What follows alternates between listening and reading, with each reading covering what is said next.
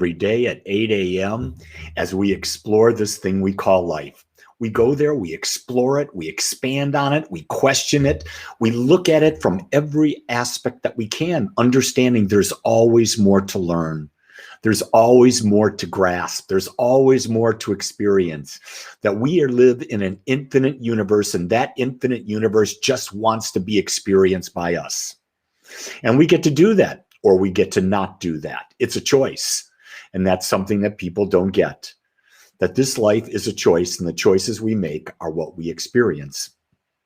What I've come to understand is that a lot of people want a lot of different things, but a lot of people never make a choice. And when I talk about a choice, I mean people don't make a decision. A decision is something you don't turn away from. You don't hem and haw about. It's something you don't back away from. A decision is, this is the way it is. This is how it is. There is no other option. Example of that. I made a decision that I would meditate every day, twice a day. Made that decision years ago. There's no excuse to not make it. There's no excuse not to meditate. I always find time to meditate. And people say, well, how do you do that? I said, because I decided to. I didn't want to. I didn't say maybe. I didn't say sometimes. I said the decision is I will meditate twice every day. There's no turning away from that decision unless I make a conscious decision to not do that. And that's something I won't do because I understand the benefits. I understand how it feels. So today I put down as a thought for today is that the mind cannot know love because the mind is always in judgment. And judgment and love are completely different. And so we get these people, not these people, most people, we get most people out there thinking about, I got to figure out this love. How do I get more love? How do I do this? Love is not something you figure out. Love is a state of being. It's your natural state of being. And it's not an easy thing to do because our mind wants to control everything. Our mind wants to judge everything. And what is the opposite of love? Judgment. And what does the mind do? The mind judges everything. Wait a second, Sandra Lynn is there. And she says, I make a decision with my life, then spirit jerks me to a different place. Spirit doesn't jerk you anywhere. Your ego does. Or the expectations of others come in and you feel that you're being jerked. When you make a decision, you have the ability to follow that decision 100%. But if you let outside distractions come in, they will change your focus. And that's what the mind does. The mind, for whatever reason, we have been so domesticated, so conditioned to care what other people think, and that it's really important for us to be people pleasers. And when you're a people pleaser, you're not authentic. When you're not authentic, you're not self-loving. When you're not self-loving, you've got no love to give because you're not being you. You're not being you. And see, that's the mind. That's what I'm talking about here. The mind plays tricks on us. It's always playing tricks on us. It's always rationalizing things. Well, this is really what love is. No. You can't say, I love you when. Because love is not a momentary thing. Love is a constant state of acceptance. A constant state of acceptance. But we forget about acceptance because the mind wants to judge. The mind doesn't want to accept everything that happens. Here's the thing.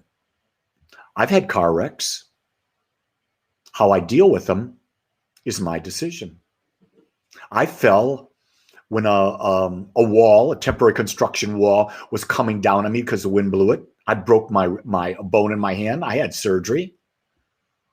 How I deal with it is my decision. Now, I want you to know that when I broke the bone in my hand, I had surgery. When I fell and broke my hip and had surgery, then another surgery, guess what? The decisions I made about my spiritual foundation of meditation, I never backed away from. I constantly meditated. Then I also constantly saw my body in its perfection, healing quickly, easily, and effortlessly. Things happen to us in life. You can't get around that. You can't change that. Things happen to us. We're in the midst of 8 billion people out there, gang. Not quite, but 8 billion people. You think the energies aren't going to crisscross and match? Do you think nature's not going to crisscross and match? Do you think we're not going to be affected? No, but we are in control of our response. That's our 100% responsibility. We are personally responsible for how we respond to anything. But here's a key thing. Most of us don't understand the word respond. And what we do is we blindly react based on conditioning of the past or conditioning of others. And when we act, let me tell you, it's not going to be a good situation. Because reaction is simply the ego wanting to be right. And if you're in a relationship, reaction, unless it's saving your life, that's a good reaction. But most of the time, I didn't get the flowers I wanted yesterday. So my partner was a schmuck. And it was Valentine's Day. Everybody else got flowers. Everybody. Hey, did you notice this year, though? I didn't see a lot of people posting pictures of flowers that they got. I didn't see a lot of picture of people posting candy they got. That was fascinating. I wonder if it was the weather, because where I live, it's the coldest it's ever been in decades. And we had ice and snow, and no one's going anywhere. So maybe they just couldn't get the things. And now maybe that's a reboot. Karen says it's snowing in Memphis. I think pretty much most of the United States is getting some really interesting weather. Now, my friend Ann, she lives in like West Palm Beach, Florida. Guess what's happening there? 82 degrees and sunny. So she's not getting it. So there are places. Guess what? There's always balance, isn't there? There's balance in there. Some places are getting dumped on. Here's the key thing. What do you do when it's like last night? It was 10 degrees at about 7 o'clock and a -4 wind chill. The wind is blowing 12 miles an hour. It is cold as heck. What do you do? I'll tell you what I did. I went outside, popped open the hot tub, and I jumped in the hot tub for 30 minutes. It was 102 degrees. So I got the contrast of the cold air just hitting the face. And then the warm water, you didn't want to get out. That's why I was in for 30 minutes. Didn't want to get out. It was a contrast. I didn't know what to do. And then when I got out and I came inside, I went and looked in the mirror. My whole head was a sheet of ice. Now, is that not too much? My body is toasting, just toasting, and my head is ice. Did I bitch and moan? No, I just sat there and loved the contrast. I could witness it in my body sensations at the same time. The mind wanted to judge it. Oh, it would be a bad experience to go outside. You're going to get your head wet. You're going to have ice on your head. I didn't judge it that way. I said, I get to experience contrast at a deeper level. And guess what? I'm going to do it again tonight. Maybe this afternoon. I don't know when, but I'm going to do it again. I love contrast because it's through contrast that we can feel. Without contrast, there is no feeling. There is no experience of life.